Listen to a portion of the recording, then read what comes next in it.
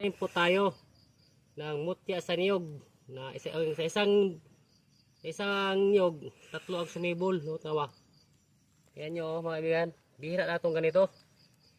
Kaya nagbibigay po ito ng swerte sa ating hanap buhay. Ang swerte ay pinagsikapan. At marami tayong lakit sa kung hindi tayo sisikap ay wala rin. Kailangan ng prayer sa Panginoon Diyos Ama. Samahan ng sipag, kilos at gawa.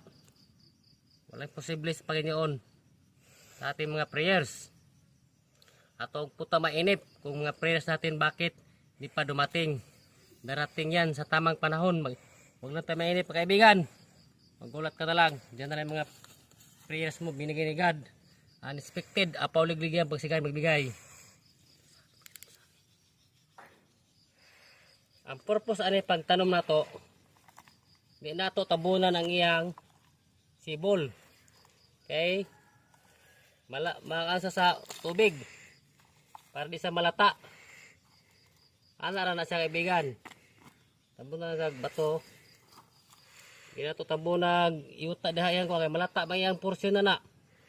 Atong giharap sa silangan ang iyang sibol para magandang bunga at malusog. Kailan pagtanim, busog tayo. Para ang bunga niya malulusog at malalaki. Muna ingon sa mga tinaunang